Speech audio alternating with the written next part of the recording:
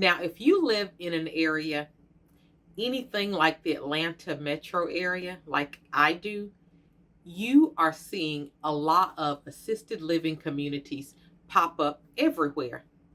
And if you're like me, you may be wondering, how do you pay for assisted living? Because some of these places are pretty darn swanky. Well, stay tuned, and I'm going to tell you 5 ways to pay for assisted living.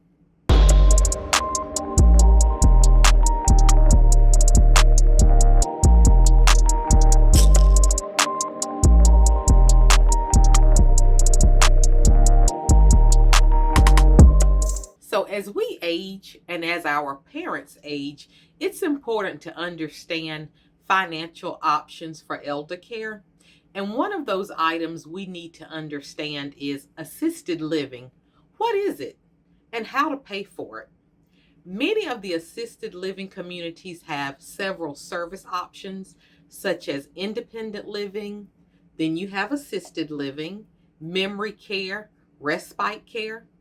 Now, I'm going to tell you, this is not the same as the nursing homes that people often think of. So I'm going to break this down and give a brief description of each service level, and then we'll dive specifically into assisted living. Now, independent living, that's for someone that can live on their own, but prefers the comfort of knowing someone is there to check in on them. You can cook for yourself if you choose to, or you can eat in the dining area. It also provides that social life, which is really helpful in slowing down cognitive declines. And usually, the independent residents, they have their own vehicles and they're free to come and go as they please. Now for assisted living. Now that's for someone who needs help with activities of daily living, often referred to as ADLs in the senior community.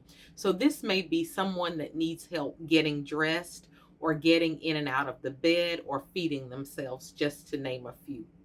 Then there's memory care. And that's for someone that's been diagnosed with Alzheimer's and other dementia related illnesses. And usually that's a secured portion of the community. Next, we have respite care. So RESPITE. And this is more of a temporary situation. It can be for someone who needs rehabilitation coming out of a hospital, and they need to just be in a community for a short period of time to get rehab services.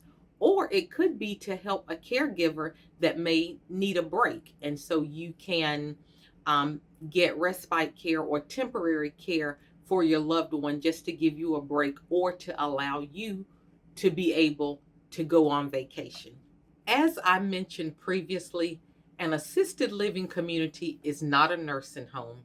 You are not a candidate for assisted living if you are bedbound, have a feeding tube, or any type of open wound such as bed sores. So I just want to be sure that we're clear. It's not a nursing home.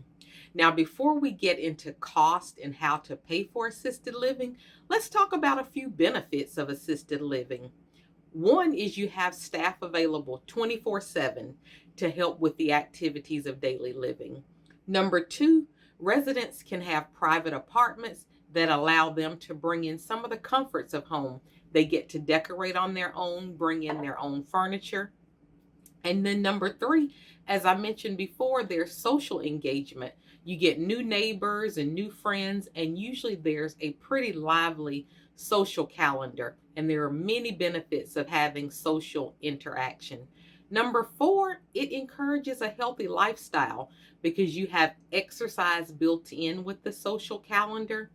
And then with dining options, you can include any dietary restrictions and have someone cook specifically to meet those dietary restrictions. Okay, now let's get into the money, honey.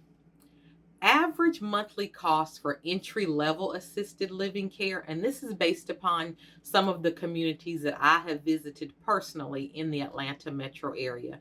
Monthly cost ranges from $3,000 to $8,000 a month.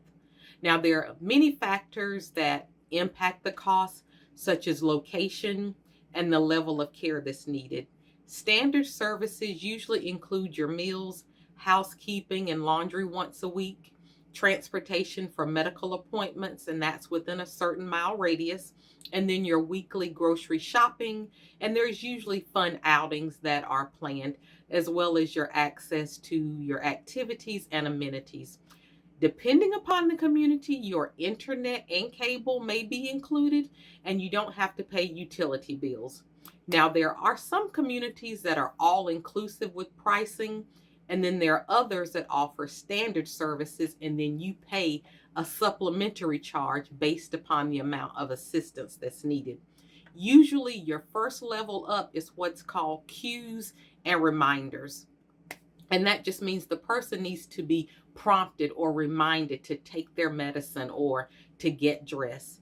And then from level one, it goes up from there. And the cost is usually determined by the amount of time or the amount of people is required to help the person. Now, let's get into more about the money. What are some ways to cover the cost of assisted living? And let me go ahead and bust your bubble, because Medicare does not cover assisted living. Now in Georgia, you can get 20 days of rehab covered by Medicare, but typically that's it. So again, how do you pay for assisted living?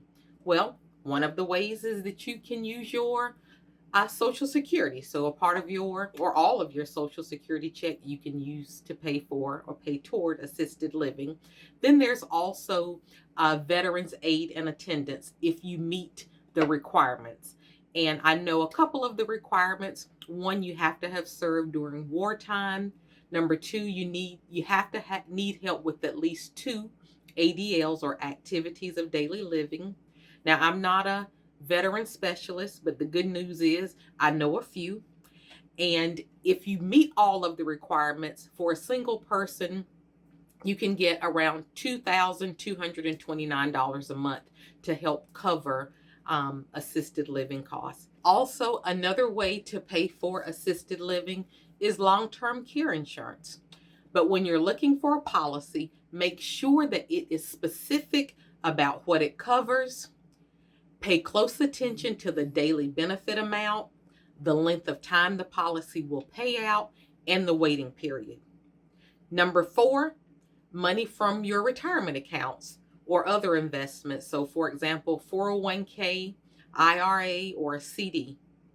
Number 5, the sale of real estate. So you can sell your personal home or you can sell investment properties to pay for assisted living. Lastly, I have seen situations where children pitch in to pay for assisted living. So there you have it. There are 5 ways to help you pay for assisted living. So if this video has been helpful for you, please share it with someone else that can benefit from this information. And don't forget to like and subscribe to the channel. Now remember, I am always here to answer any questions you may have about selling real estate, buying real estate, or investing in real estate. So feel free to call me, email me, or click on the link and get on my calendar. And I am happy to speak with you and answer any questions. Again, thanks for watching. Don't forget to subscribe, and I'll see you next week.